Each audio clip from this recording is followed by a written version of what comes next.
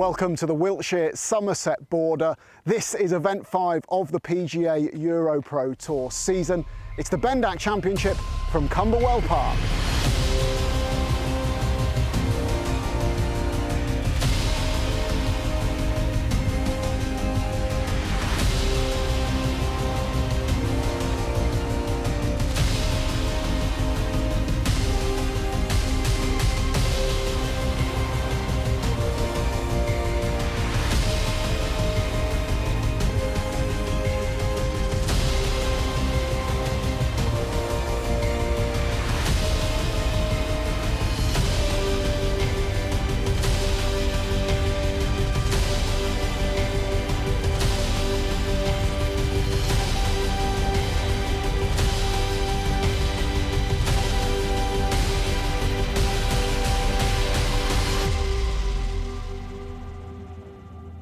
We're back in the West Country at Camberwell Park, a venue we've been coming to for years and one that's always really popular with the players. The Order of Merit is starting to take shape with 4 events in, so let's have a look at how things stand. It's James Allen who sits atop the early season Order of Merit, courtesy of that win in the very first event of the season, the Cube Thunder shootout at Harleyford. He's added another top 10 as well. Jake Ayres in second spot after his win last week. Josh Hilliard, he's been tearing up the par 5s this season. Nick Cunningham is in 4th, and rounding out the all-important top 5 who'll get their Challenge Tour cards at the end of the season, Ben Jones, yet to taste victory, but with 2 runners-up finishes to his name. Of course, that can all change here at Camberwell Park, a course which has some of the best facilities in the country. Let's head out to John E. Morgan to find out a little bit more about this layout. Well, we're back at Camberwell Park, the 9th time we've been here at this fabulous venue. Now, it's par 71, under 7,000 yards long. The chaps like to say they can go low round a golf course like this, but it's fraught with danger. It's got some beautiful holes on it. You know, the 3rd beautiful drop hole, par 3, over water, a bit of a signature hole around these parts. 8th is one of my favourites, tight tee shot. You've got to be coming in at a nice angle down that right-hand side to get good access to the flag. I love the 10th, the risk and reward of 10.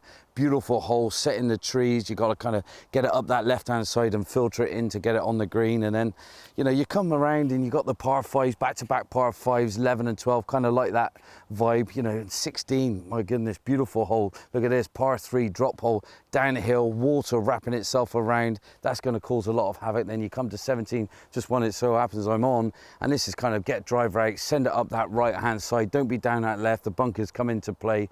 Good birdie hole to set yourself for the long road home up the hill for the 18th. It's a fabulous golf course and we're in for a treat. Thanks for those insights there, John. Clearly plenty of scoring opportunities out there, so let's head straight out into the action with the commentary team. Thanks, Kit. And it's a very unexpected leader with 18 holes to play in the form of Michael Farrier-Twist.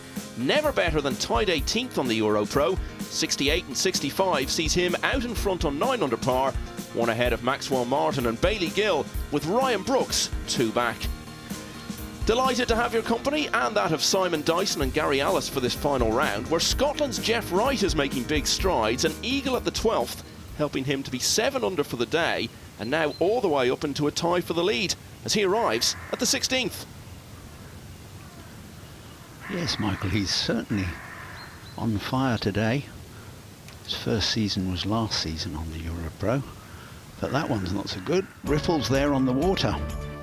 So the opening hole, 412-yard par 4. As far as opening holes go, pretty straightforward. Quite a wide fairway and a really inviting green. Mounds to the right and the back. Pins tucked on the right-hand side here today, so very accessible pin.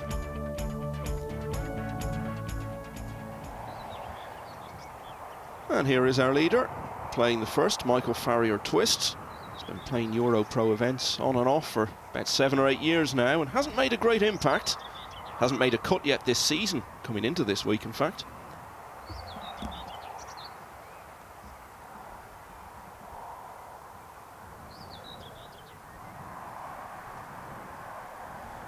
Ryan Brooks followed his opening day 65 with a 70 and he started today with a par. Good player, Ryan Brooks. Solid striker of the ball.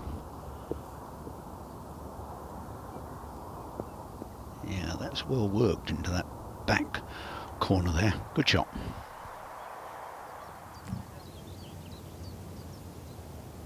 Jeff Wright, this is his third now at the short 16th, so is that momentum going to slip away here?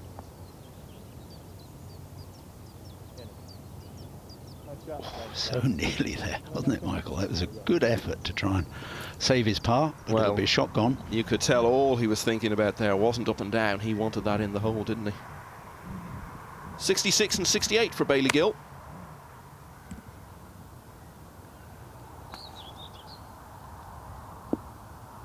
Yeah, not what he was hoping for. A long way to go, even for a two-putt par from there. Maxwell has just hit it down the left-hand side here at the first. He's stayed in bounds by about a foot, but actually being a lefty is really going to help him here. Bit less grass coming in. He's got this tree in front to contend with though. Pin is on the right-hand side, which is going to help him again, but getting that airborne over that tree is going to be the hardest part for him here, but he's still in play and he's got a shot to the green. And here is Maxwell Martin looking to pick up from yesterday's fine 66. Good young player, Max Martin. I've known him for quite a long time, and each year he's moving forwards, and he's got that one up and over the tree and almost tiptoes onto the front of the green. He's not only been missing cuts this year, Michael Farrier Twist, he's missed them by a long way. 6 too many at Harleyford, missed by 7 at Telford.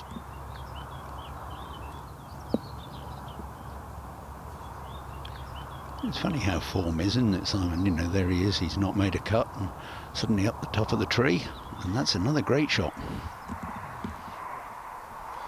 Tell us, Simon, about the experience of leading a tournament going into the final round. I mean, it's a very different feeling. You know, I used to look at it as each shot at a time and basically rate them out of 10 of difficulty and take it from there, really. But it's about not giving shots away to the field. So the half a dozen times that you won on the European Tour, any idea how many of those you were leading going into the last day? I don't think I was leading any of them. Really? Maybe Indonesia, my first win.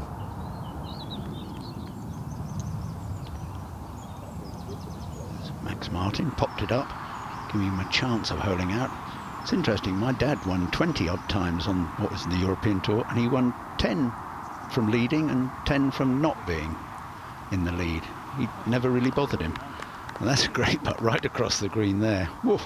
Yeah, that's Joe Stock, 66 yesterday to get within 4 of the lead. He'd already picked up a shot today at the opening hole and a fine putt there, so he goes to 7 under. As we return to Bailey Gill, a long way from the hole here. Left himself quite a lot to do with that second shot, but really good pace on that putt there.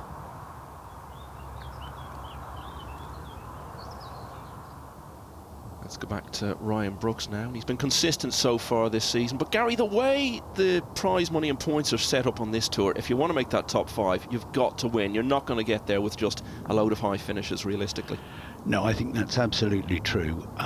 You've got to have at least one win and then still several top finishes. And that was great, as you can see, just crept in from the right edge. This would feel like a birdie, having nearly knocked it out of bounds. If he can hold this, really good 4 there from Maxwell. Yeah, and the way he's done that will almost make him feel psychologically better than if he'd just hit it on the fairway, hit the green and made a birdie. Yeah, definitely.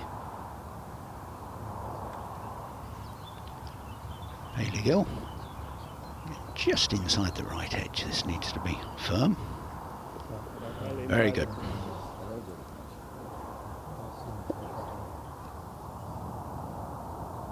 Classic case of trying to go one better. It's last week's runner-up from Studley Wood, Josh McMahon. He's opened this final round with a birdie. Oh, that's going to feel horrible. That shot is going the other way immediately. Back to 6 under for him.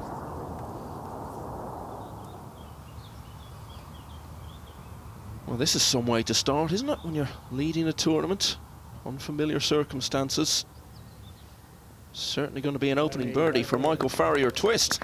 Bound to have been nervous taking the lead into the final round, but he'll feel a good deal calmer after that. And with that, he leads by 2 from a quintet sharing second place, including right after that first setback on 16, and another Scot, Chris McLean, who's made up 5 strokes in the final round so far. Let's hear from Michael Farrier-Twist.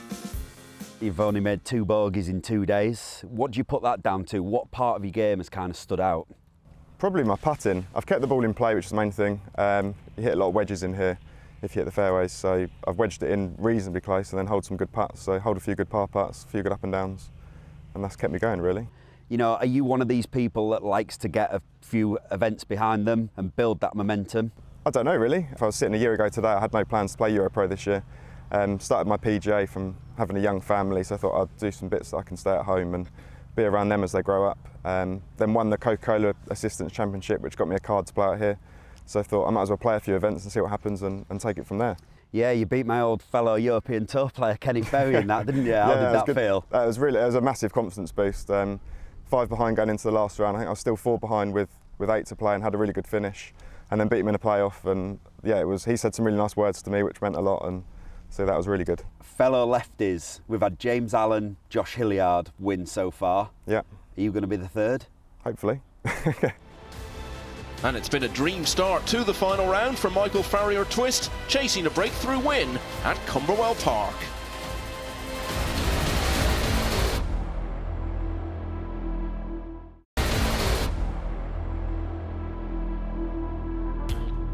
Welcome back to Camberwell Park and the final round of the Bendac Championship on the PGA EuroPro Tour. When we left it, Scotland's Jeff Wright had just dropped his first shot of a sensational final round on 16. Well, he's got that shot straight back with birdie at the penultimate hole, restoring him to 9 under par.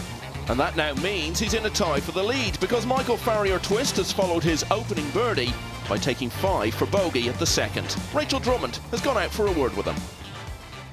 Hi Michael, great birdie on 1. How are you feeling today? Yeah, it was a good birdie on the first and then a good bogey on the second really. It could have been a lot worse, hitting it into the thick stuff on the right. And yeah, level par through 3. It's not, the front nine's not quite as easy as the back 9, so yeah, if you make pars on the front 9, you're not going to lose too much ground if anything. So. And I saw that second shot on 2. Did you think about going for the green, or was the lie just not good enough? I was just trying to get it out, trying not to hit it right even further into the rough, and it came out much further left than I thought it would, so I got away with it really, and it's a difficult pin, so. No, you did great. And strategy today, anything in particular, same to the first 2 days? Yeah, or? Just hit it and walk after it. Yeah. And you've got your friend on the bag today. How important is that? It's good just to have someone to talk to when you're out here, because it can be quite lonely, and when other guys are doing well, they might not want to talk to you and stuff, and I'm not really one to chat to other people too much, so I'm pretty unsociable, I guess. Right, so, yeah, I'm lucky I got an interview. Right, head down. Good luck, play well. Thanks very much. Well, Farrier-Twist has now parred the third, so he stays tied at the top with Wright. Chris McLean still just 1 behind. So is Joe Brooks, who we saw make such a valiant effort to finally get that first career win last week.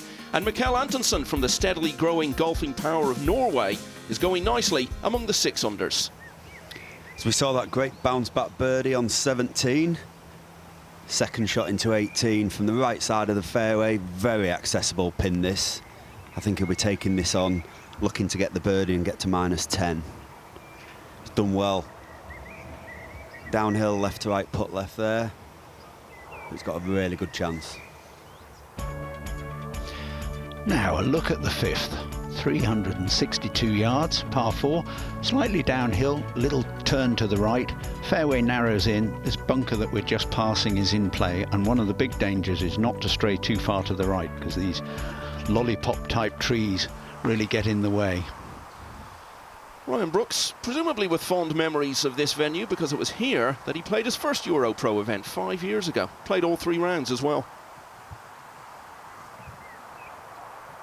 Yeah, like Gary said, you just want to hug the left-hand side. He's missed the fairway on the right there, so I think he'll have the tree to contend with. Max Martin, someone you've known actually since he was quite young, Gary. Yeah, relatively so. He was a good player as a junior, and you know, has made steady improvement, I suppose, over these last few years.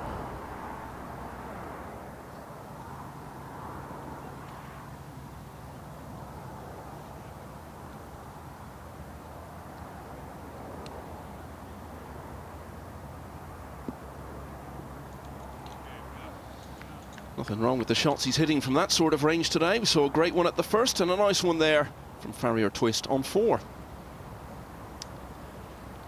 Unlike Twist, Gill's in the rough here. Finding it really hard to control. So he's got an up and down out the bunker to save par. Some of the rough round here really is particularly penal. It is really thick, Michael. It's and not that far off the first cut. They're fairly narrow. Now, right, as Simon said, tricky swings. Oh, as you can see, it swings like mad on this green at the end. I think as that left his putter, he might have thought he'd got that one. Yeah, he's going to post the clubhouse target, but as it looks at the moment, you would have to feel at least one player is going to get into double figures under par, so he would have thought he needed that one. We will see. Good shot from Brooks from the right-hand side there. He was just in the clear from the trees. The end of a fine day for Jeff Wright. Out in 31, built further momentum with his eagle on 12. Bogey at the short 16th may cost him in the end, but 64 is the lowest round of the week so far, and it's the lowest of Jeff Wright's EuroPro career. We saw Joe Stock's birdie at the third. I can tell you he picked up another one at the next. He's already 3 under for the day. Just short-sided himself a little bit here, missed the green to the left. Used the bank well, let it roll out. Yeah, judged very well, got a really good chance of saving his par there.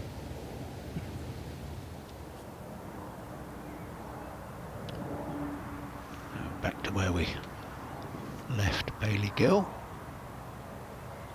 With what, you know, for players of this standard, a relatively straightforward bunker shot, executed very well. Well, this would be an up and down of real quality for Stock, if he can finish it off.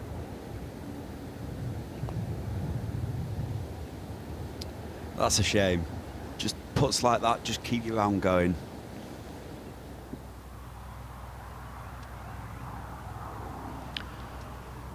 Martin, this one back up the hill for his birdie.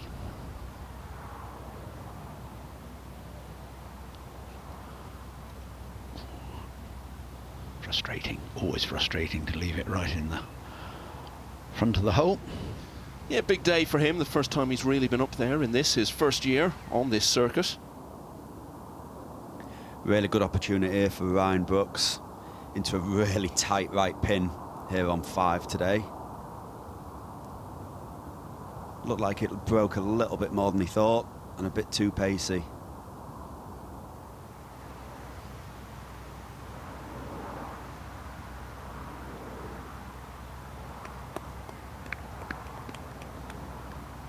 So responding well to what for him are unprecedented challenges of being the hunted today. Yeah, this is a bit longer than he would have wanted to face, but safely negotiated. So an eventful but generally good start for the overnight leader. Farrier Twist out on his own again. Jeff Wright now settling back for a wait of around 3 hours to find out what 9 under does for him. Joe Brooks also on that score after continuing his surge with birdie on 13.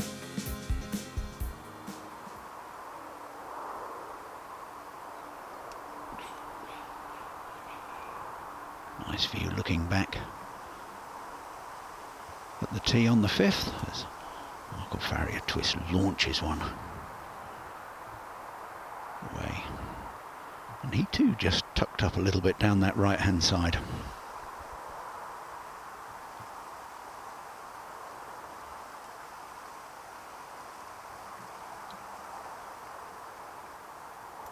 As we see his playing partner, another left-hander.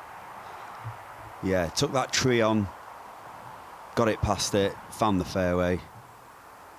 Really in prime position for his second shot there.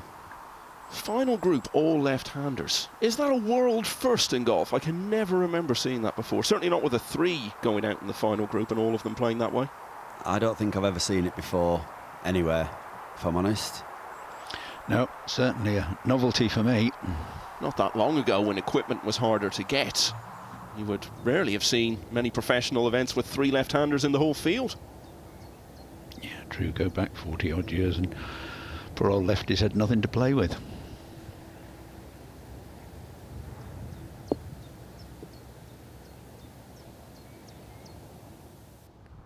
Right, Michael's just leaked his tee shot a little bit right here. He's got this tree to contend with. Not too bad though. The wind's coming in out the left. So he can start this one left-hand side of the green and just move it in. But there's only 3 yards to the right of this pin, so you don't want to overdo it. I think a very sensible shot would be kind of starting it just left of the cameraman and working it back into the middle of the green. 20, 22 feet. I think he'll be really pleased with that.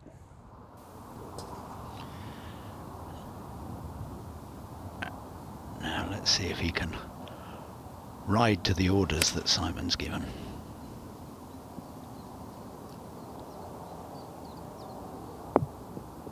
Oh, he certainly can. That's a cracking shot and a little bit unlucky to run onto that fringe and come up against the collar of the grass.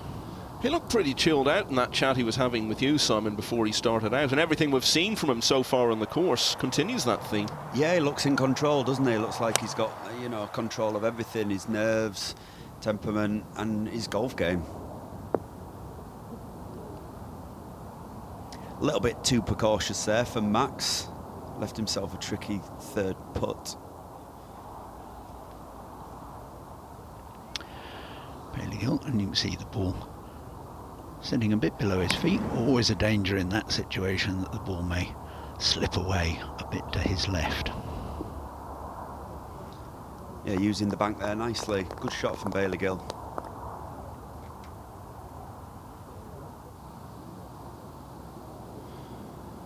More from Joe Stock. Not a regular on this tour, only played 4 events in it last season, didn't make any cuts. This is his first outing of 22.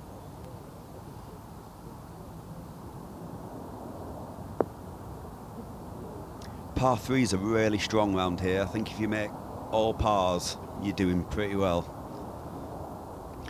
I think you're right, Simon. Over the years, if you could play this course maybe level 3s or 1 under 3s, the history of the event would show that you're there or thereabouts.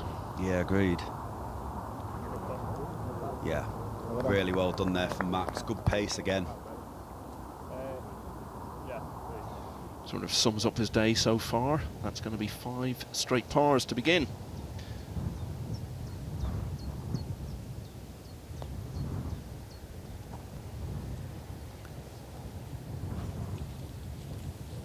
Well, neither line nor length.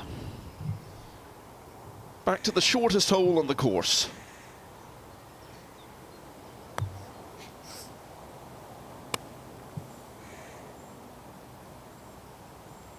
A little bit of a misread, but pace was good. Should tap that in for his par.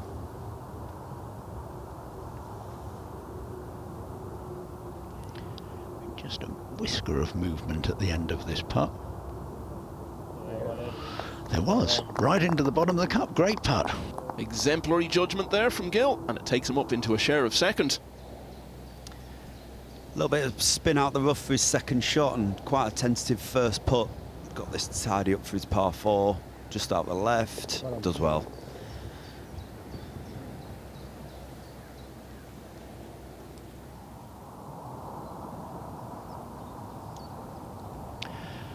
Now where we saw Farrier Twist ball trickle down to, opting for the putter. Lovely smooth fringes here, but that's always the difficulty, isn't it, Simon, when you're coming off that? Difficult to judge the pace, and he's shot it about 5 feet past. Yeah, you always expect a bobble and for it to be a bit slower, but you always seem to get a good strike.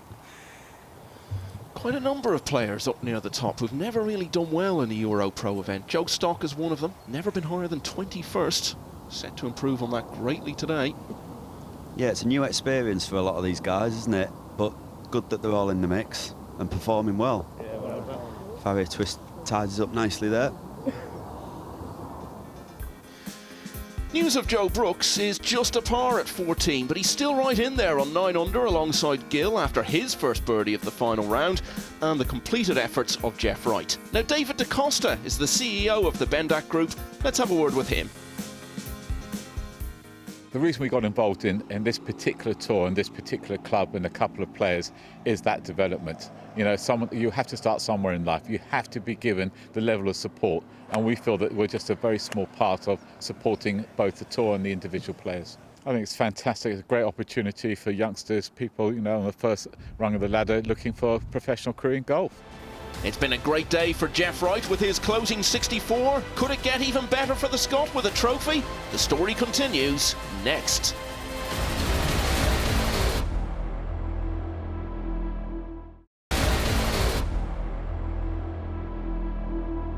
It's the 5th event of the season on the PGA EuroPro Tour, the Bendac Championship at Camberwell Park, where Max Martin of Harborne Golf Club is among the contenders. So we're a few events in now to the 2022 season. What do you feel you've done differently this week? What has clicked for you? Just putting, really. I went to see my coach on Saturday, and I'd been to see my putting coach, Mike Kansky, went to see Jamie Donaldson for Aim Point, just trying to find something. And someone coach Saturday, and we just went through a different routine, just trying to visualise, sort of draw lines and be a bit more decisive, don't second guess myself. Done that at Monday at Open qualifying, and putted well for the start of the round, faded off a little bit and missed out by one, but then this week just stuck with it, and yeah, it paid off yesterday. Yesterday I felt really comfortable. So you're one back going into today. What's your game plan? Sort of just draw off sort of amateur stuff. I've been able to sort of do it a little bit amateur, but it's obviously a different game. Being one shot back, just sort of take one shot at a time, enjoy it. Yeah, probably not try and get too ahead of myself. It's just a game of golf. Nothing really. If I have a bad day, it's just go home and crack on for next week. Always next week. Yeah. Well, back to the action, and pars on 5, 6 and 7 have kept Michael Farrier-Twist out in front on 10 under par. Now, Scotland's Michael Stewart eagled the 11th, and after par on 12 is only one behind. Joe Brooks bogeyed 15, par at 16, so now unless he can find at least one birdie in the final two, he's going to come up short yet again. The other Brooks, Ryan, is also 8 under, but with a lot more golf left to play. Tee shot up this long par 5 ninth.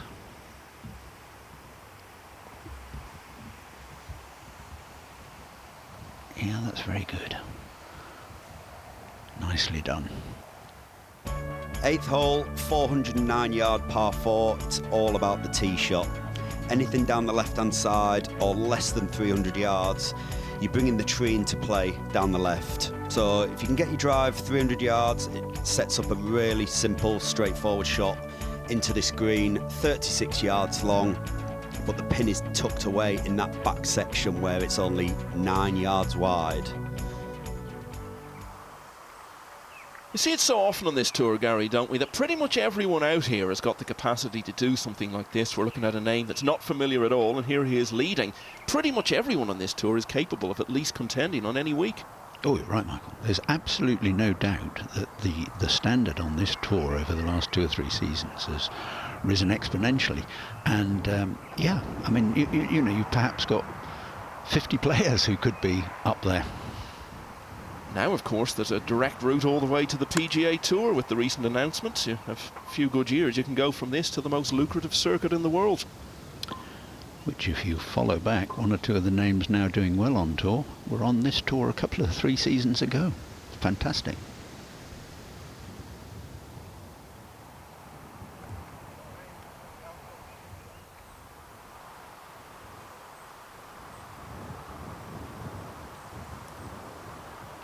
Twist following. Good tee shot.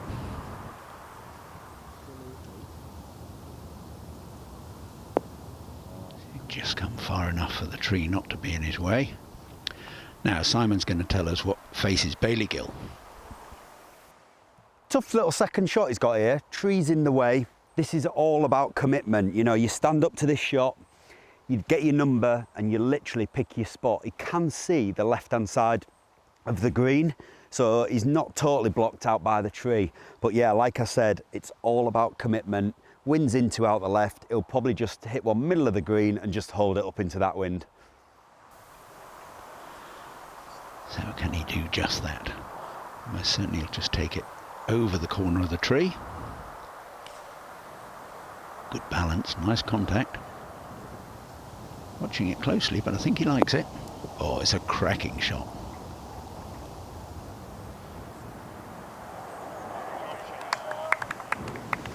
So used to seeing these modern pros at every level overpowering the par fives. Well, the ninth here is no pushover. Nobody has eagled it all day. There have only been 3 here all week.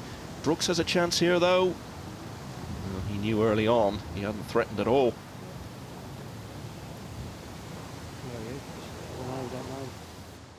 What a gorgeous shot Bailey Gill has just hit into 8 here. He was a little bit blocked out by the tree, so he had to manoeuvre it right to left, rode the wind a little bit, and he's pitched it about a yard from the pin. So he's got a little right to left putt, probably a ball and a half outside right. But this is only 6.5 yards wide, this back portion of the green. So to hit it that close from where he was, fantastic shot. See how he gets on in a moment. On the same green, this is the man who's leading them all at the moment.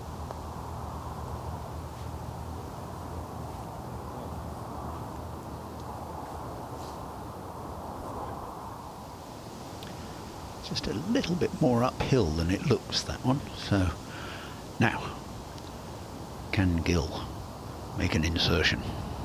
Tie for the lead if he does.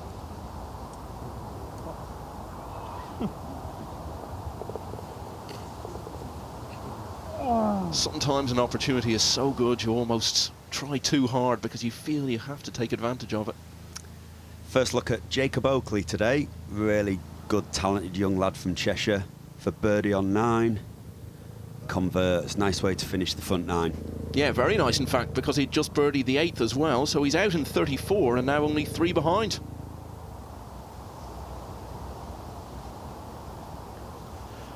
Farrier twist. This one just to tidy up for his par. No trouble.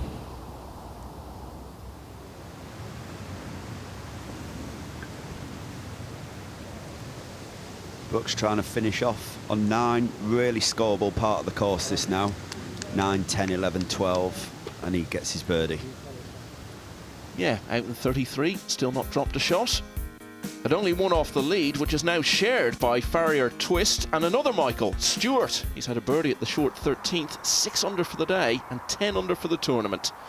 As we go to the longest hole on the course. Indeed, it requires just a long, good straight hit, keeping it on the fairway. Just need to stay away from the bunkers on the left-hand side, which Farrier Twist hasn't managed to do. Now let's go across and hear from John.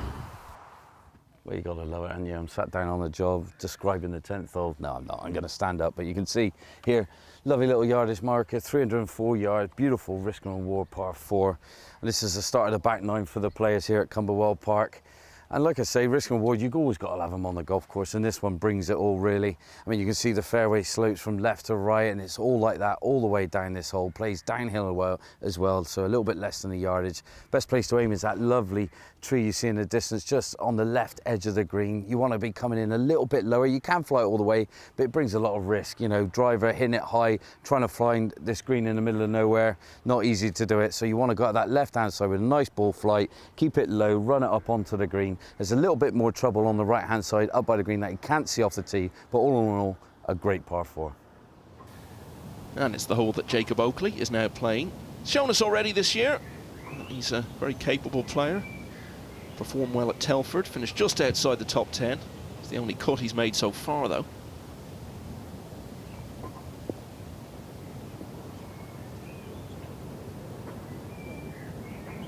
And that is exactly what he will have had in mind. It's getting better and better. Eagle putt coming up. And of course, when it comes to reachable par 4 10th holes, Gary, your family wrote the book on that because your dad, the course he designed at the Belfry, featured perhaps the most famous of those. Yeah, that's true, Michael. I remember he and his design partner Dave Thomas spending quite a long time where the area of the tee is on the 10th, hitting golf balls, working out where they could put the green to make for a great par 4. Ryan Brooks looks like he's getting maybe even closer. He'll have a putt for 2 as well. Right, we're on the long par 5 9th hole, 591 yards. Actually quite a tough drive for the final 3 ball. All been left-handers, winds into out the right. Bailey Gill and Michael Farrier Twist have just let it slide a little bit too much, gone in the bunker. They've got about 270 front, so I think their best bet is just get something, 9-iron wedge, get it back in play, set up for the approach shot for the third. But Max has absolutely nailed one. And he has got about 250 front, so he's quite capable of reaching in two. Great way to sign off the front nine with a birdie. Michael Farrier Twist represents Sedlescombe Golf Club in the East Sussex countryside. No shortage of good courses around there. Indeed, that was tricky. I think he probably took just a whisker more sand than he wanted, but it's out. And we'll see in a moment, but he should have got it far enough to get the green in range. Bailey Gill also coming from the bunker. Birdie the fifth, otherwise all pars so far today.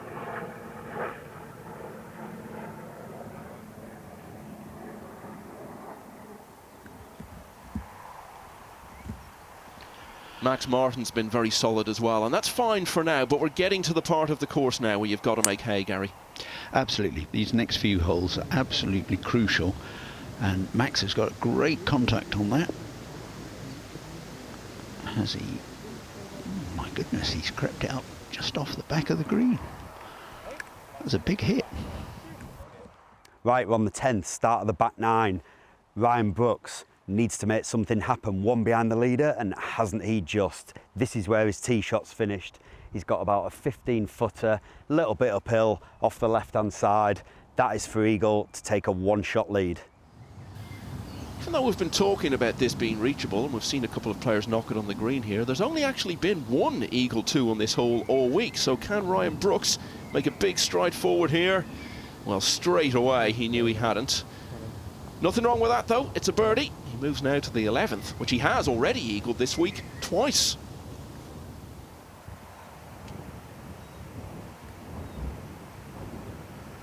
Now, having extricated himself from the bunker, can Farrier Twist still set himself up with a birdie putt?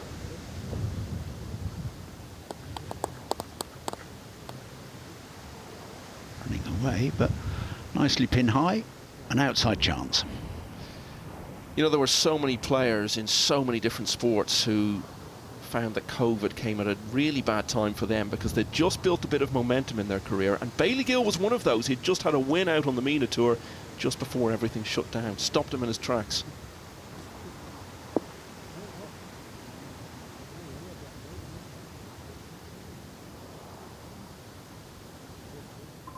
May yet have a win here today. He's hanging in there nicely.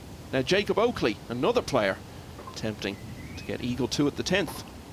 Let's see if he learned anything from Ryan Brooks' putt. Turned a little bit more, that one. Yeah, just slides by the right side, but still a good birdie. It's a difficult green, though, to read even after you've found it from the tee, so the green protects the score.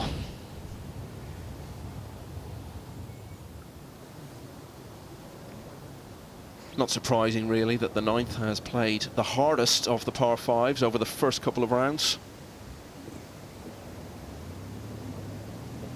After his two big hits, chipping from the back of the green.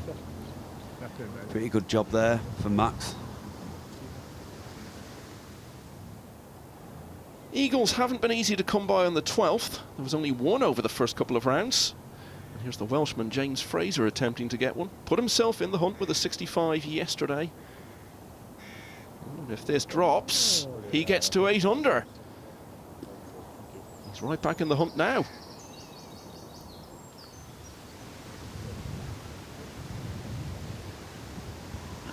Bailey Gill. This long-range effort, 17 or 18 paces from the hole. Running well, running. Oh. My goodness. That had to work hard to miss, didn't it? It did, it really did. Yeah, at that pace you think, well, it's got to just topple in, but defied gravity.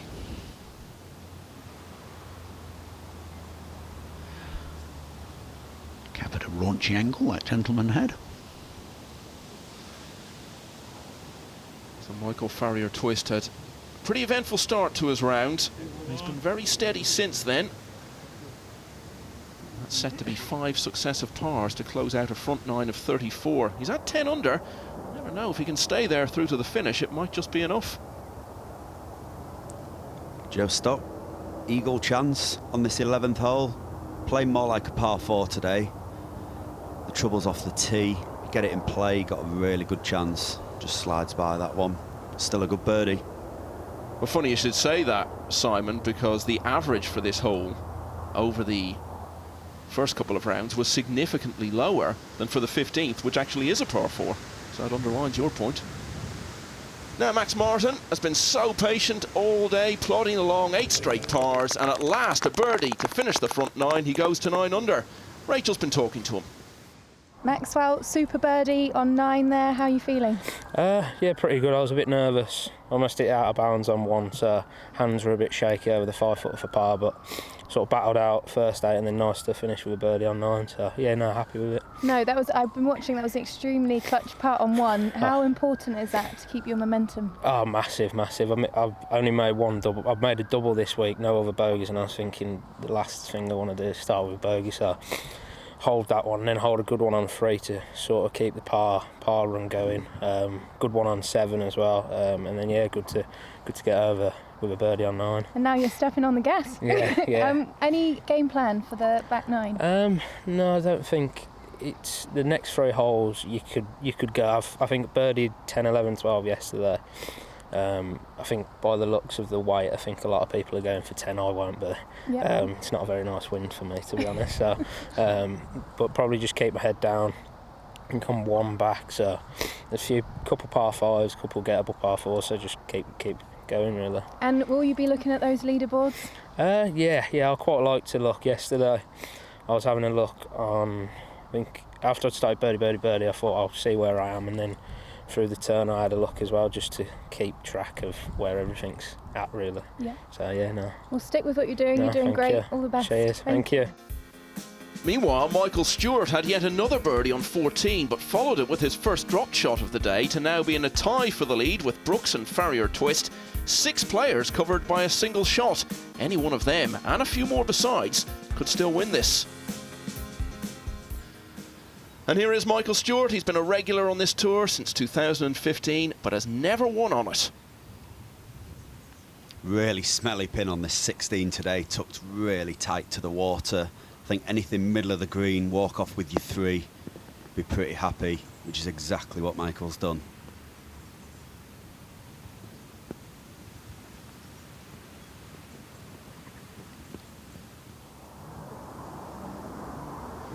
Bailey Gill has tasted European Tour action. Last year, the event in Northern Ireland. Missed the cut by a long way, though. Still great experience for him.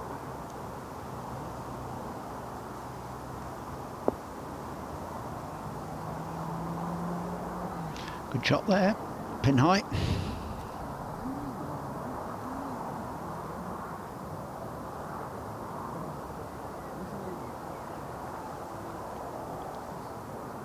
Max Martin.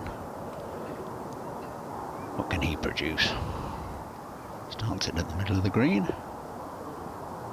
Yeah, just using that front slope, easing it down towards the pin. 12th hole, reachable par 5 at 540 yards. You've got water down the left-hand side, trees down the right, but you want to be hugging those. Taking a tight line off the tee sets you up for your second shot into the green. 2 bunkers guarding the front of the green, left and right, but pins very accessible today. Find the middle of the green and you set yourself up with a nice eagle chance.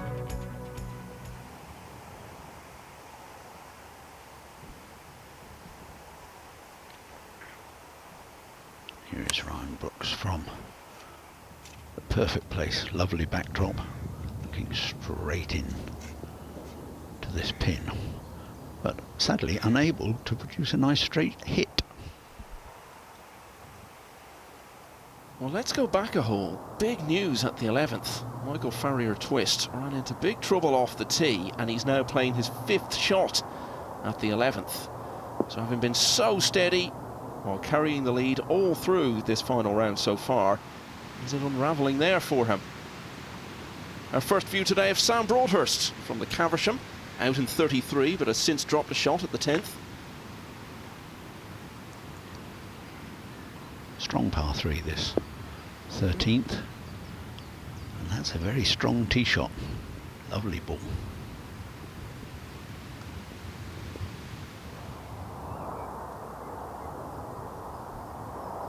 Max Martin at the 11th. It's his first year out here, and it's important, Simon, isn't it, whatever happens to him today, when you're trying to establish yourself on any tour, you just need one good week to start really feeling at home and to prove to yourself as much as anything that you can play at this level, and that's what he's doing here. Yeah, he's doing it really well. You know, it's all about gaining the experience of being in the final groups and contending and learning from them.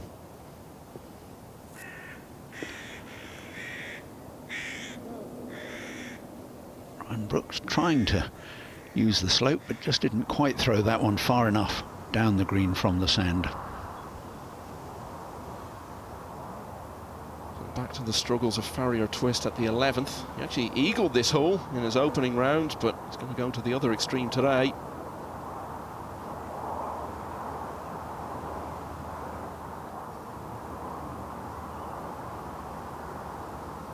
That is absolutely horrible. All that work to keep himself right up there. He's not out of it yet. But what a mental challenge it's going to be now. The ironic fist pump. Now that's the way to react, isn't it, when you do something like that? Don't let your head drop, have a smile about it and move on. That's a 7. Yeah, I think the sooner you can forget about something like that, the better. On to the next hole. See Michael Stewart with his long birdie putt at 16. Judged it very well. Like I said, make you 3 and walk off, you're a happy man. Pin's so close to the water there, Simon. If you've got a bit of a rush of blood, you might putt it in the lake. Yeah, you wouldn't be far off. Sam Broadhurst with very good memories of this venue. Joined second here last year, 3 behind John Parry. Only 7 under now. Still got 5 more holes to improve on that. Just like his dad, making lots of birdies. Yeah, Paul, of course, who played in the Ryder Cup at Kiowa Island in 91. I think Sam caddied for him when he won the Senior Open a few years back. Yeah, I always remember watching Paul. Always used to make a lot of birdies. Exciting to watch.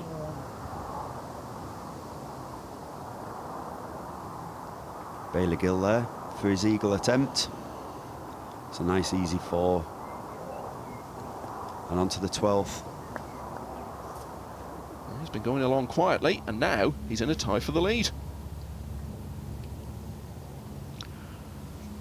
This little one, not much on this for Stewart. No trouble at all. Yeah, very dangerous hole. Happy with the 3, move on.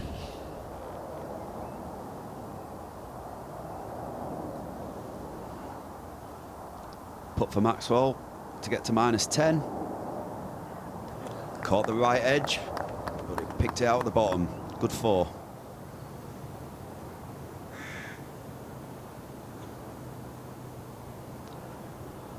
This one up the slope. Maybe just a little bit of movement from the right.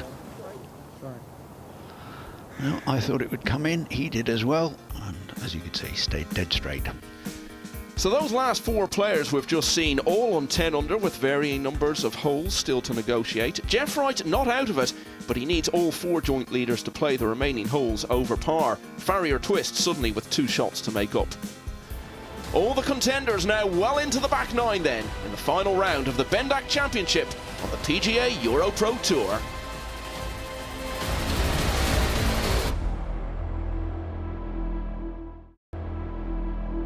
We are here at the stunning Camberwell Park.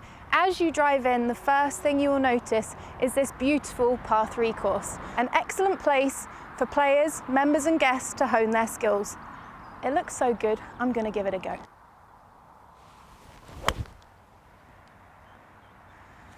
It's drifting. It's on the dance floor, but I might need to go to that driving range. I have found here a little piece of short game heaven. Excellent for people that want to practice their skills and get every type of shot that they may face on that golf course. I'm going to give you a little tip and have a go.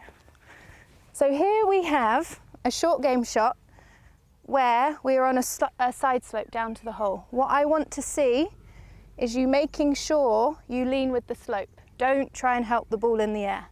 Take a look. Stay left.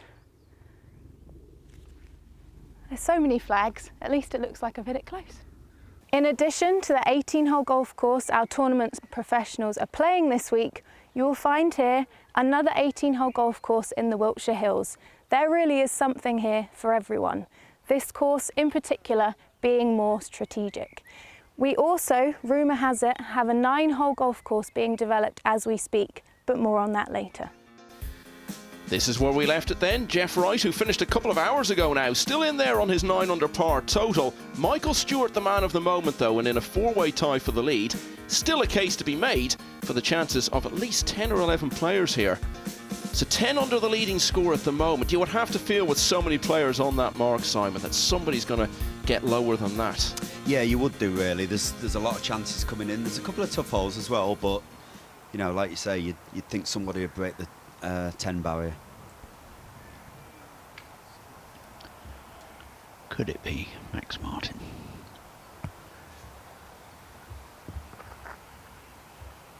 Steady on. Not good. I think you put the hex on him there by talking up his chances, Gary. It never works, does it? He won't thank me. Bailey Gill. Looks like he's gone the other side. It does. It's skipped along. I think he probably got lucky there, Simon.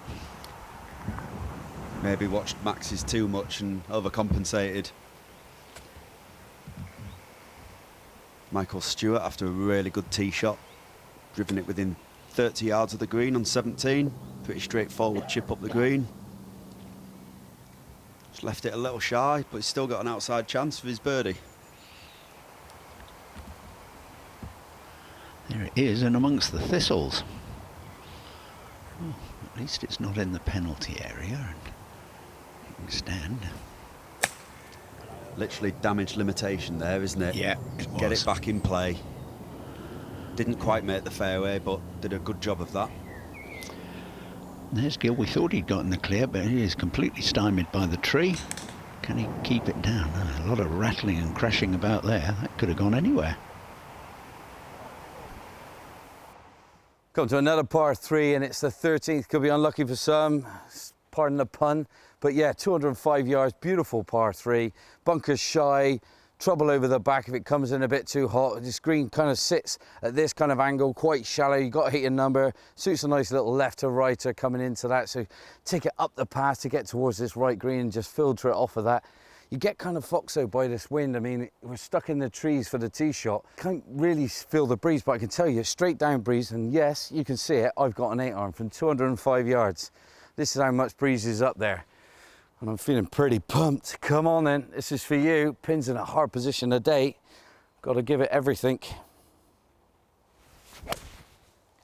That's everything I got and more. That is high, that is going with the wind, that is miles.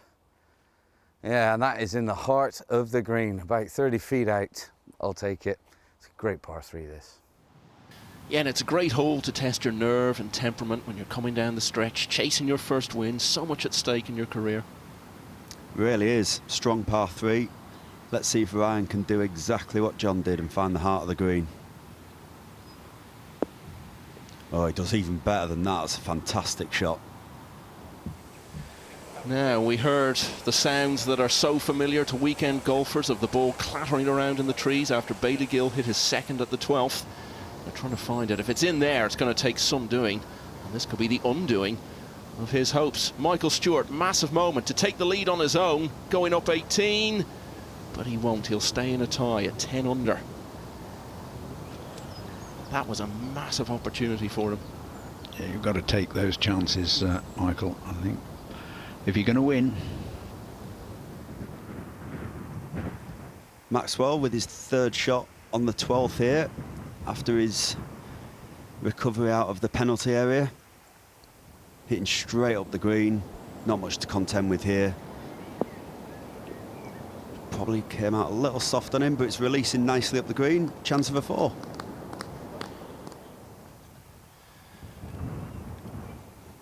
Now let's go back to the misadventures of Bailey Gill. He didn't find that ball. So he is now playing his 6th, and this must be so frustrating after having worked so hard, hasn't dropped a shot all day. It's all coming apart for him here. He will have that for a double bogey 7. Yeah, that really hurts on par 5s. But it was a bad choice of shot for his 2nd, wasn't it, to play it that way? Yeah, he took too much on, I think. Should have just did what Maxwell did, get it back in play, give him a chance of 4. That one from Ryan Brooks wriggles past the side.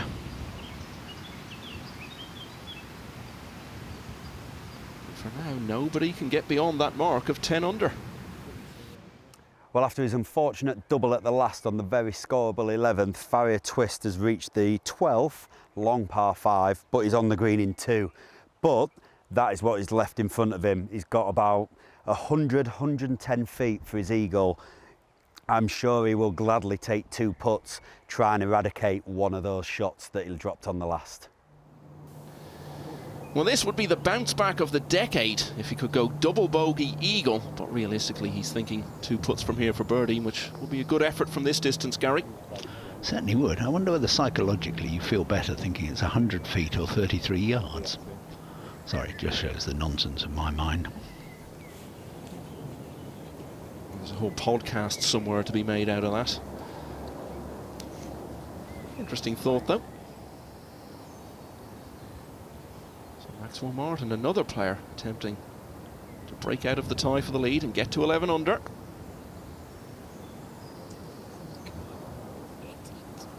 Had the line.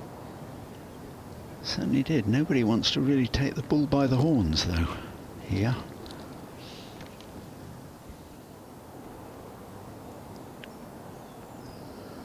So the first one's a bit short. Quite a big swing, but he's read it beautifully. That's a remarkable 2-putt, Simon. Yeah, big confidence booster that. That'll do wonders for his strokes gained putting. So it's a nice response to a double bogey. Gill needs to hold a decent putt just to make a double bogey here. Oh, and that's great character as well. Even did a little lap of the cup before dropping in, but still back to 8 under. All of which means that Gill tumbles into a share of 6th place, a couple of shots adrift of what's now a 3-way tie for the lead. Gill needing to respond swiftly to a double bogey. Farrier Twist has done just that with his birdie on 12. Ali James is the golf manager here at Camberwell Park. The event seems to go from strength to strength. The players really enjoy coming back. I think genuinely when they talk to the members here and talk to all of us, they do actually really look forward to coming back to our venue.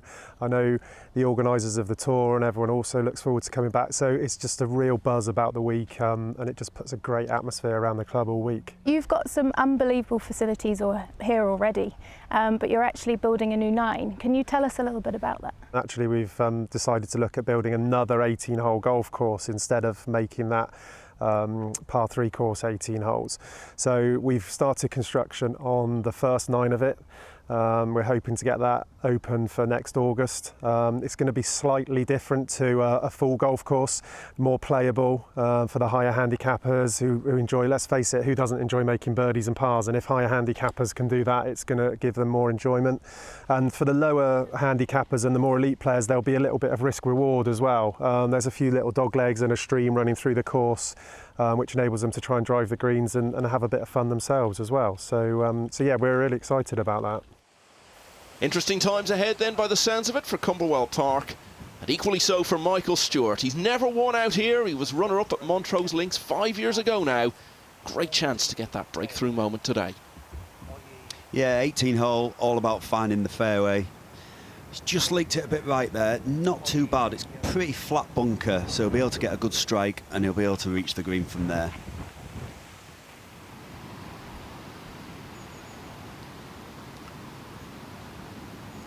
To the 13th, Farrier Twist.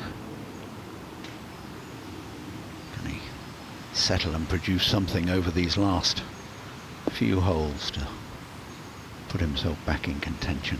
It's a good start. We were talking earlier about the importance of playing the par 3s well. here at Camberwell Park. Well, nobody played them better over the first 2 rounds than Max Martin.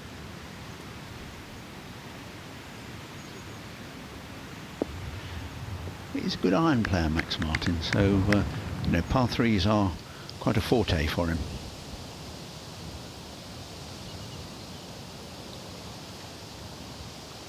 Brooks from the middle of the fairway on 14. Been looking to take this pin on, I think. Oh, he's just pulled it a little bit. Maybe tried to just slide one in there, use the bank, but just hit it dead straight.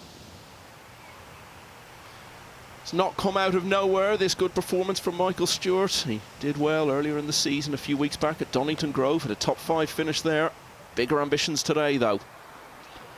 As it turned out, that was a very, very awkward spot, you know, as Simon had said earlier. If it had just finished in the flat, but when you're standing with 1 foot outside the bunker, so difficult to control, and as you can see, he's missed the green to the right. Farrier Twist can make this. He'll already have got back both of the shots he dropped at 11. Big ask, though. I'm sure he'll be quite happy to walk off there with a 3. It's good distance control off the tee shot, though. Always makes life a lot easier.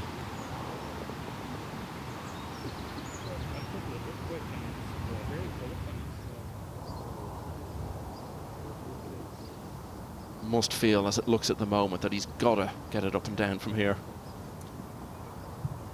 Yeah, it's just before the green, he's got the down slope, which he's just caught, and it's taken all the spin off it, and it's feeding away now. Tricky par putt coming up.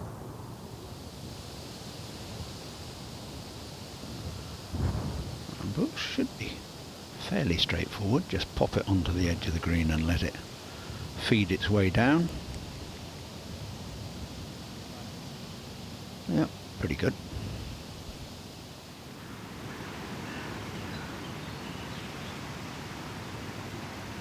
Max Martin from the sort of range where he's got a realistic chance to get the lead on his own at 11 under. He's had a lot of putts like that, though. They're nice and steady. He's not in any danger of 3-putting, but he's not really threatening the hole as much as he needs to. If he's to take this on from here, seize the initiative.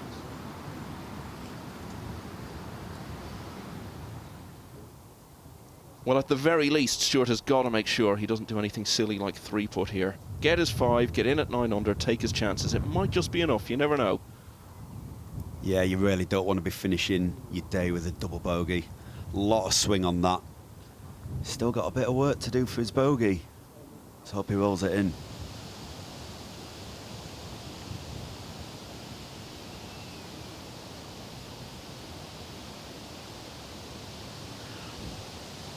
Brooks knocked this little one in. Oh, that's horrible. Bogeys 14 for the 2nd day in a row. Martin now leads on his own. That'll hurt from the middle of the fairway.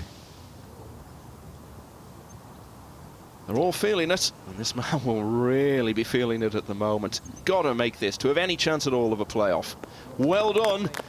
It's 2 shots gone in the last 4 holes for Michael Stewart, who was 7 under for the day. Prior to that, eagle on 11, the obvious standout, in a 66, which at 9 under still gives him some sort of chance.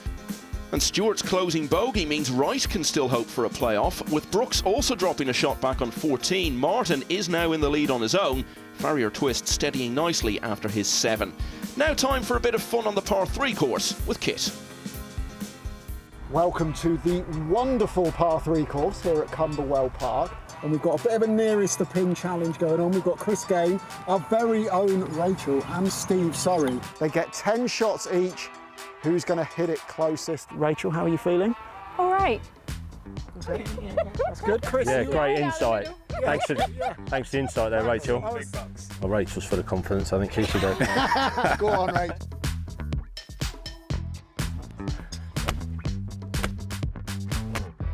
Oh, I've missed that one. Yeah, but that's going to be good, that. Go if it gets a little whistles.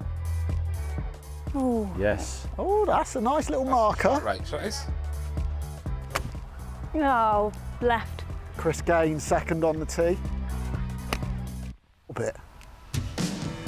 We've gone a long way, that. they pop a bit, don't they? Yeah. What loft you got there? I don't know, but I might start playing this range ball. It goes further than my tight.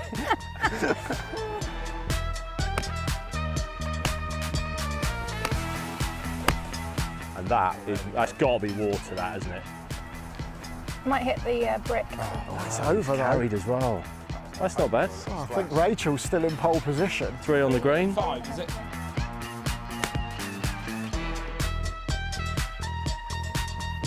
Ooh, Oh, I like that. He's using the shoulder of the bunker. Be the right club today.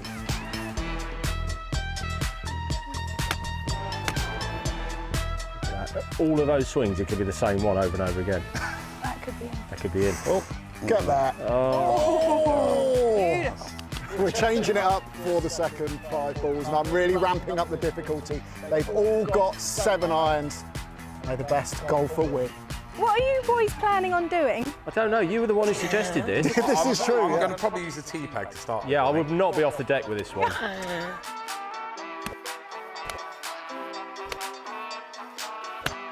Oh, the slower delivery.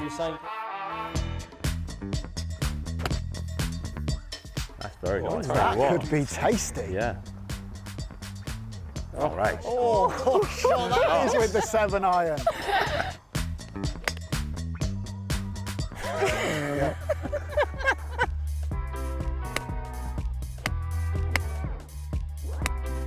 Oh, here we Oh, go. it sounded like a nice little clip, that. Down. Just, Nice. why don't we do it before on? Yeah. Steve Sarri just finessing it into 3 foot again. Oh, Steve! That could be. Oh, It's easy, that. what shot can't this man hit? I'm going to take that. Rachel, Chris, Steve, thank you so much for being such good sports. Just goes to show how good these guys are. With a wedge is one thing, but work it in there with a 7 iron is absolutely spectacular. Max Martin could be 5 holes away from a win in his debut season on the EuroPro Tour. Can he finish the job at Camberwell Park?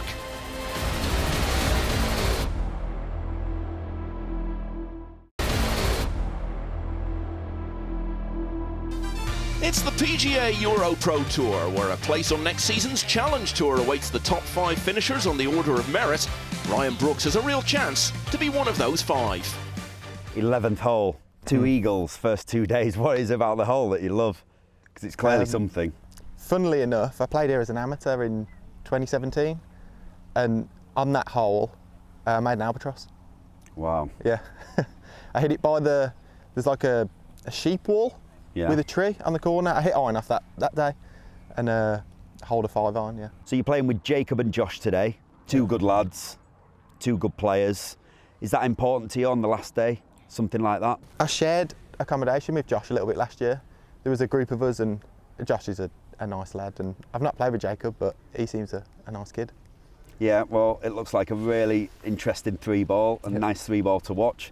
Good luck. Cheers. And get stuck in. And with 4 to play in the Bendac Championship, Brooks is in with a great opportunity to get his first win out here. On 9 under, he and Michael Farrier-Twist are joined by the Scottish pair, Jeff Wright and Michael Stewart, who've both completed excellent final rounds, but they're all one behind the new leader, Max Martin.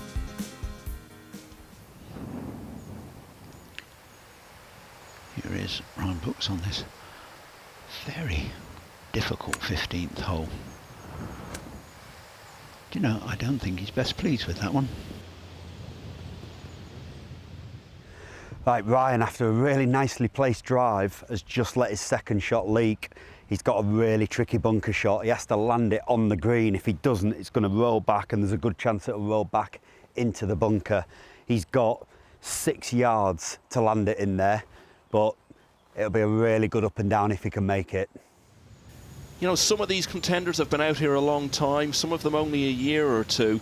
The one thing they all have in common, none of them have won yet, and it's really showing at the moment with some of the mistakes we're seeing. Oh, the pressure on them is incredible, and it's how you manage that. And as you can see, Brooks played a pretty good shot there. He made sure he got it out of the sand, and he's got a chance of saving his par in a minute or 2. Farrier-Twist has recovered well from everything that went wrong on the 11th, and he's at a score which may yet be good enough to get him into a playoff if he can par in from here.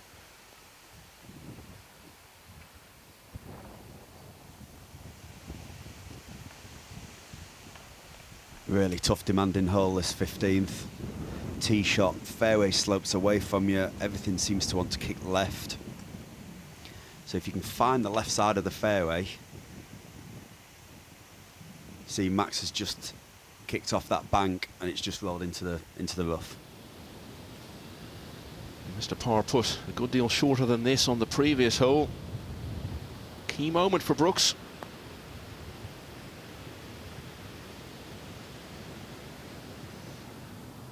Well, the mistake was the second shot, wasn't it? Left himself a lot of work to do. So back-to-back bogeys for Brooks. Sam Broadhurst has fallen away a bit. He's just gone bogey, double bogey on 15 and 16. Yes, not only are you not winning the tournament, but it's also costing a lot of cash when you do things like that. Well, that's a good drive, and you might salvage one back.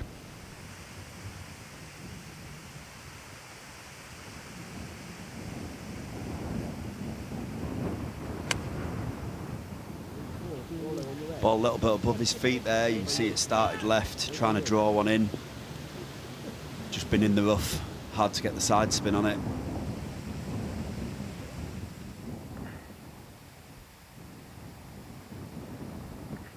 Max Martin from a similar spot. Again, hand off pretty quickly, and on that one with the ball above his feet, he has turned it with too much hook.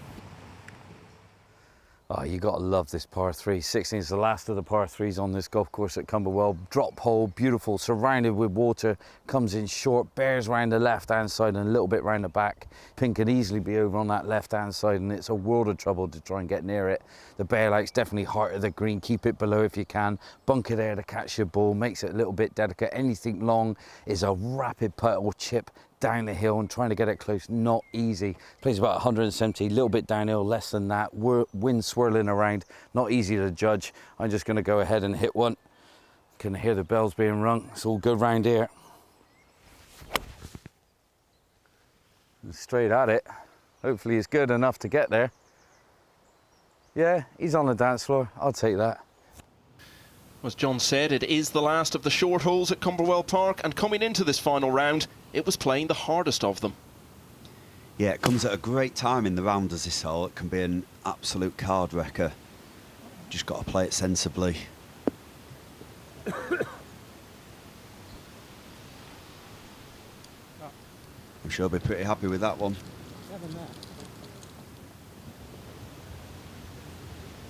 They've been leaking shots the last couple of holes.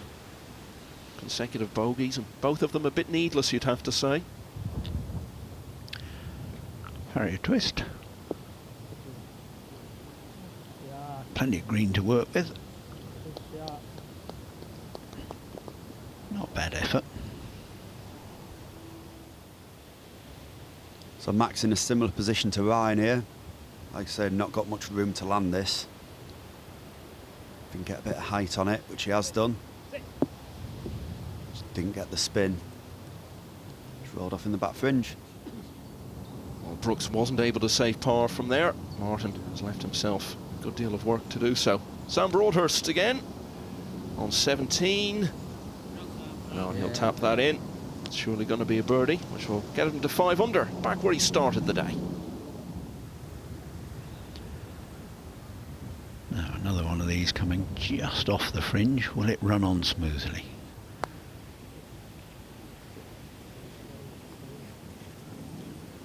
Yeah, you could see the way he was up.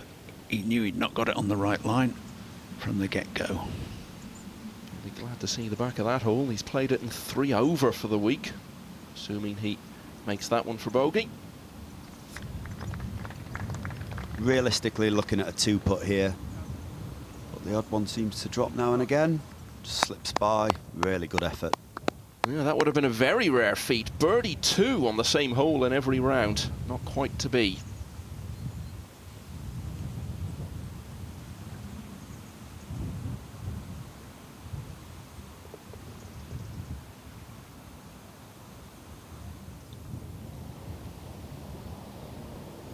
I feel this is quite a big moment in Farrier Twist's round.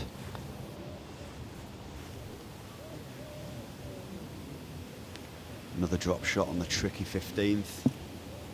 Many players have dropped shots there today, but that was a big putt for Farrier Twist.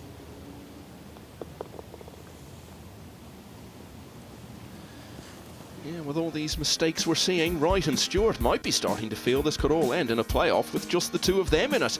Because Martin's first setback of the day leaves him tied with the two Scots. Although Martin still has 3 holes to go, Brooks, Gill and Farrier Twist all need to find at least one more birdie late in the day.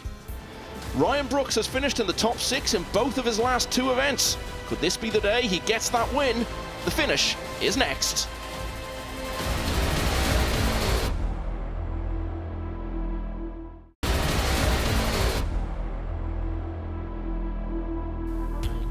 Welcome back to a gripping final round in the Bendac Championship at Camberwell Park on the PGA EuroPro Tour, where the clubhouse target has been set at 9 under par by Jeff Wright and Michael Stewart.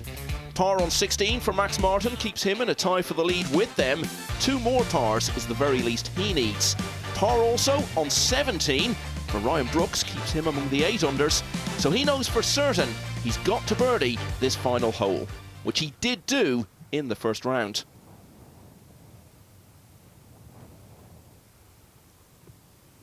Yeah, if he can find the fairway here, it's quite an accessible pin, but it needs the spin off the fairway. Yeah, nice bounce out the rough there, set up perfectly for his approach shot. So let's have a look at this 17th. Short par 4, 352 yards. The real danger here is not to stray too far to the right and get tangled up behind those little fir trees, and obviously the bunker on the left. It's just about possible to drive the green, but really, realistically, lay it up in front, pitch it close, hole the putt, get a birdie. Yeah, it's been all pars for Gill since that double bogey at the 12th. And the way this is going, that's been good enough to keep him right in with a chance.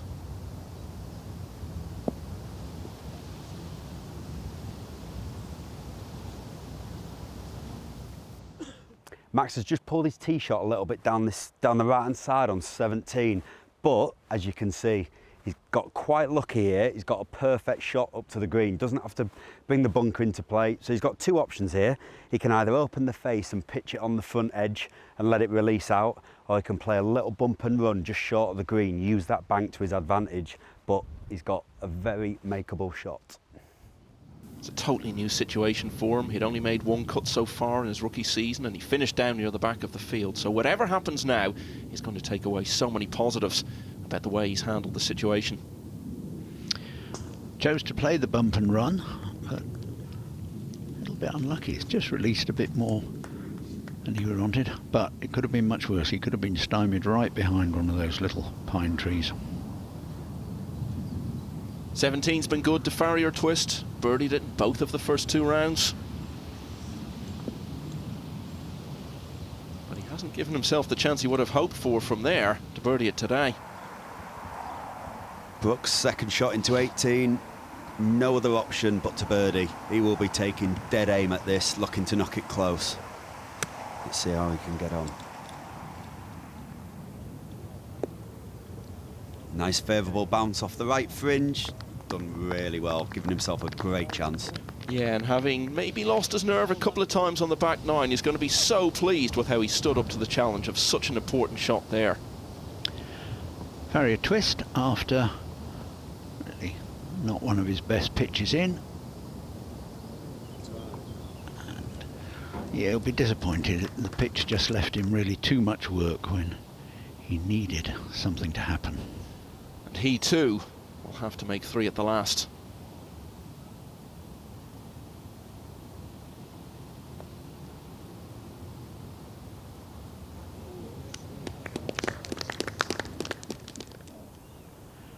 Interesting little belly wedge we saw there from Gill.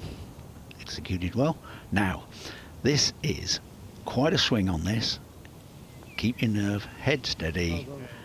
Thank you very much, sir. So birdie at the last undoes some of the damage from those back-to-back bogeys in the middle of the back 9. 9 under won't win outright, but could get Brooks into a playoff. A lot depends on the efforts of Max Martin, who would probably only need a par at the last to win if he could somehow hold this. Running down. Yeah, it's interesting. Every one of his putts over these closing few holes, good line, but they've all come up short. Pressure. So 4 players now tied for the lead. Only one of them is still out on the course, but that's the position you want to be in. Certainly would have settled for this before the tournament started. Coming to the last, looking for a birdie to claim victory. Good balance from Martin. Launches it away. That's all right, skirted the bunker. We can see the ball, so the lie's good. He's got a chance. So Max has just found the right-hand rough down this 18. He had a low stinger, but he's skirted with these 2 bunkers, but he's found the rough. So he's not actually too bad. He's a lefty, so let me switch sides. But he's actually got a very accessible pin. It's into the wind, and it's raised above him, but there's literally slopes short and right of this pin to help him get close. He's got a fantastic chance to win this tournament outright. Bailey Gill still has a chance to get into a playoff, but from this position, I don't know if I call it a fantastic one.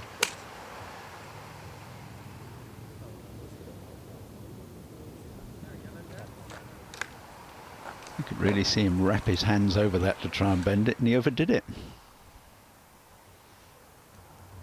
So he would need to hole from there to have any hope. Farrier Twist has got to get up and down from this bunker, or his race will be run.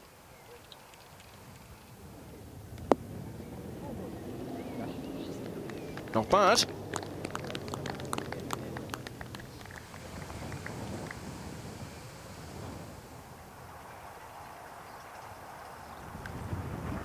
This man has it all in his own hands. Knock it on, hold the putt, and there's nothing anybody else can do. Biggest shot of his life so far. And he's delivered. Yeah, under the pressure and in first time he'd been in this situation, that's a very good balance and a fine shot, as you say, Michael, giving himself a chance. Gill needs a miracle now.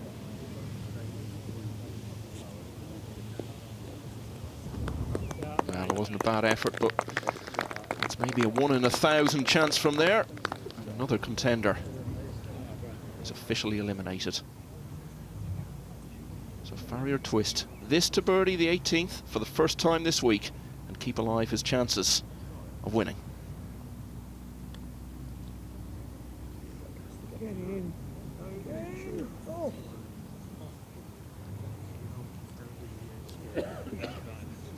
Rueful look on his face there. Knows he had a big opportunity today, but it's still been a good week. And it could be a great week for Max Martin. This is to win. Now, let's see if he can at least get the thing to the hole. Still quite a big swing, not easy.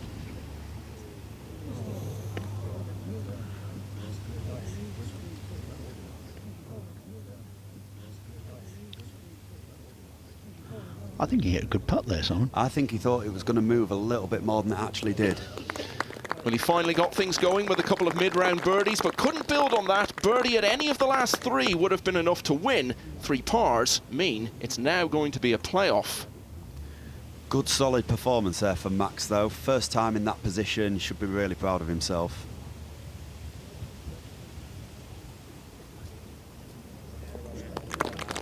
Yeah, Bailey Gill was going along quite nicely until taking 7 at the long 12th for his only dropped shots of the day. Pars all the way after that for 71 and a share of 5th, his first ever top 10 finish on the EuroPro Tour. Oh, that's a horrible way to finish a day that for so long looked as though it was going to be a really special one for Michael Farrier Twist. The horrors of 11 will live long in the memory. He responded well with birdie at the next, but a couple more shots gone late on. Still though, it's his best EuroPro result to date, by far. And now for the playoff. What would you be doing if this was you on 18 again? Would you be going up, trying to get the drive down there? Yeah, I think so. It's just when I used to go, I was only ever in 2 playoffs, and it was just a question of never giving it away, always keeping the ball in play, always having that chance to win it outright, never making a silly bogey. So strategy down 18, hit the fairway, make the other guys kind of attack it a little bit more and just keep it in play, yeah, and make them make the mistakes. And do you think the guys have an advantage, the ones that have literally just finished and going straight back out there, or the guys that have been in a while and, you know, having to wait around? Yeah, you know, it's all about momentum, isn't it? You know, Michael Stewart's been in for a good hour now, so he'll have kind of warmed down a little bit. I'm sure he's been back on the range, but you know, the guys, Ryan Brooks just birdied 18, surely he's got the momentum, I feel, and he hits it a long way. I mean, he left himself about 80 yards into the last. So, yeah, I think the momentum, personally, I think it's with Ryan. So the final round efforts of Wright and Stewart were not in vain, as 9 under is enough to take them into extra time. Brooks' birdie at the last, just sufficient to keep him in the chase for this title, along with Martin, who did lead out Wright with 4 holes to go. Michael, you've made it to the playoff. How are you feeling ahead of the first tee shot on 18? Yeah, nervous. I think we all will be, but it's good to be in this position, so I'm looking forward to it. Amazing. And did you think you would be? Did you think your score would be enough to be in the playoff? In all honesty, no. I thought when I bogeyed 18 that I was probably going to be at least 1 short of a playoff, but it's good to be in it. Had a warm-up? Yeah, I went to the short game here to pass some time rather than looking at my phone. So. Yeah, how long have you actually been in for now? About just over an hour, I think. So not too bad. It's like a normal warm-up, normal day. Yeah, exactly. That's it. I wish you all the best. Thanks, Rachel. Michael. Thank you very much. A 4-way playoff it is then, and first the drawing of lots, as is traditional, to decide the order of play. Now that long wait for Jeff Wright doesn't look to have done him any good. Back on the course after several hours, hits his shot out of bounds, and from there he would run up a double bogey 6, and that was the end of his chances. Ryan Brooks, on the other hand, set himself up with a great chance for birdie here, and he spent a long time looking at it, but wasn't good enough. Not the first putt he's missed from that sort of range today. So par for him, par also for Stewart. Max Martin, though, out of the running, his par putt slipping by. Still a fine week for him. And that leaves just 2 in it, and they will return to the 18th. 18th, yeah, par 4, 373 yards straight up the hill. You see the bunkers down the right-hand side. If you can find the fairway or find the rough, it's a very accessible pin, playing into the wind, so you can use that to your advantage. Pin's tucked on the right-hand side there. 18 has not been Stewart's favourite hole. He's bogeyed it a couple of times this week.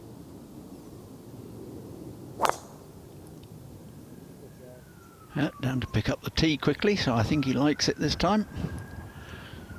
Good shot, actually, chasing it up the left-hand side.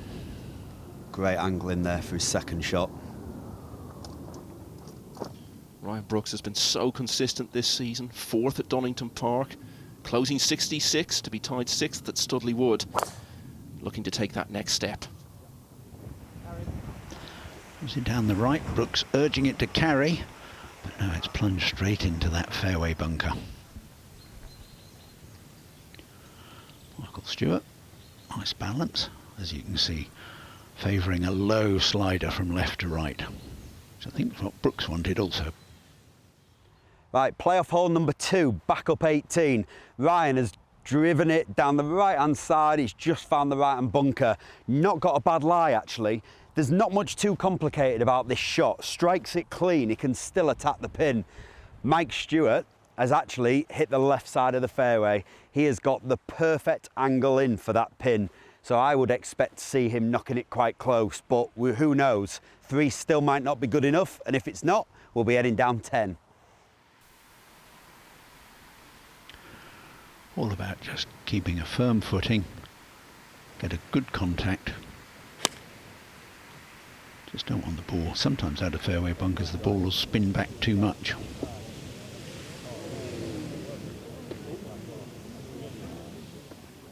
Well, it was very much advantage Stewart off the tee, and after that from Brooks, he's got a great chance to strengthen his grip on this.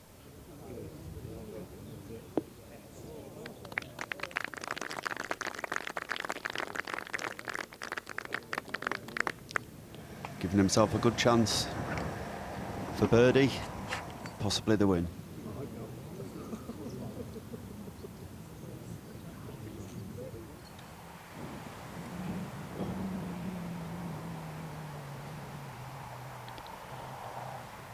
This is a really important little chip.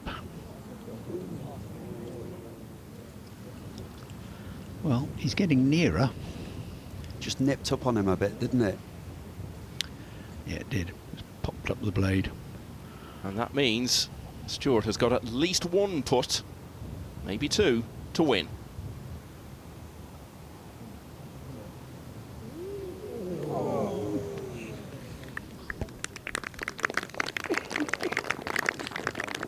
Okay, so we know what he's going to do now. It's a par for him, just as at the first playoff hole. And that means Ryan Brooks is going to have to hold his to keep this going. And it looks very much a similar sort of line to what he had on the first playoff hole, but double the distance. So, did he manage to learn from missing first time round? Yes, he did. Well done, Ryan. That was nerves. Whoa, good boy. What a show of character, and we've seen that a few times for him over the course of what's been a gripping final day, that when he's really needed to do something, he's managed it. Let's go to the 10th. It's a great choice to include in a playoff, isn't it? So much can happen here. Yeah, 10th, only just over 300 yards. I'm sure at this stage it'll be, they'll go for this green. I should be surprised if they don't. If somebody goes for the green, puts it in the middle of the putting surface, going to be a good chance. Quite surprising to see Michael Stewart hit an iron off here. Up first, put the pressure on, very reachable par 4. Yeah, I'm surprised. I mean, it's downwind today, so you could almost get there with a 3-wood or so. Brooks is a big hitter. I think he may get there with an iron. He did in regulation. He did. I think he'll be going for this one. Can he do what he did in regulation playing?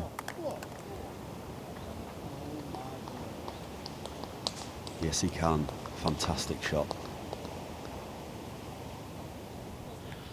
I have to say, I'm rather impressed with that. 10th hole, third playoff hole, drivable par 4 after a great putt from Ryan to force it to an extra hole. He has absolutely hit the perfect tee shot. Drivable par 4, he's done exactly what he did in regulation play. He's hit it on the green to about 15, 18 foot. Michael Stewart is about 100 yards back with the second shot in. So all the emphasis now is on Michael knocking it close to carry on the holes. Well, talk about putting it up to your opponent. Hard to envisage 3 putts from there for Brooks. So Stewart has got to get up and down from this position. As you can see, he's looking straight at it. Nipped it nicely. Is it going to go close? Because it certainly has to. Probably not close enough.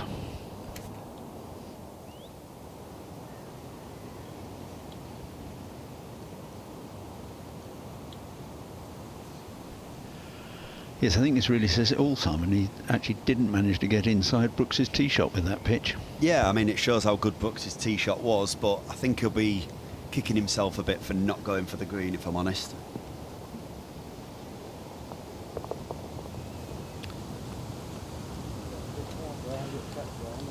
Yeah, he may be thinking, well, I didn't give it away. Yeah, very true. You know, Ryan's come up with the goods, hasn't he? He's got this for eagle, but he's got 2 putts from here to win. And what a luxury that is to have for your first title. Something you've been knocking on the door of for a while. Oh, he would have loved to win it with an eagle. Nevertheless, he's had to play 21 holes today to get the job done. But at the venue where he made his EuroPro debut 5 years ago, Ryan Brooks gets that special feeling of his first win. He birdied 18 to get into the playoff. Now with another birdie at the 3rd extra hole, Ryan Brooks is the winner. He takes the Bendac Championship. Wright, Stewart and Martin share 2nd place. Ryan, congratulations. 3rd playoff hole. You have just won the Bendac Championship. How do you feel? Speechless. Yeah, I mean, I hold a lot of par putts yesterday, and I think that actually kept me in it for today, and a couple of good shots, and yeah. I saw your caddy muttering a few words to you just then. Can you let us know what he said to you? It's uphill, don't leave it short. Is that what he said? And on 18, you birdied that to get into the playoff. Did you know where you were? Yeah, I knew. Yeah. He told me, he looked at the scoreboard, and he said, you got to make a birdie in the last 2. And I did. Yeah, speechless. And from 10th at the start of the week, Ryan Brooks now tops the order of merit, replacing James Allen, who missed the cut here. Michael Stewart's joint best career finish on the EuroPro takes him just into the top 10. Ryan Brooks left holding the trophy. He follows his compatriots James Allen, Josh Hilliard, Nick Cunningham and Jake Ayres to become the 5th different winner already on the 2022 PGA EuroPro Tour season. Thanks for joining us here at Camberwell Park. Next up, it's Abridge Golf Club in Essex. We look forward to having your company again then. Bye-bye.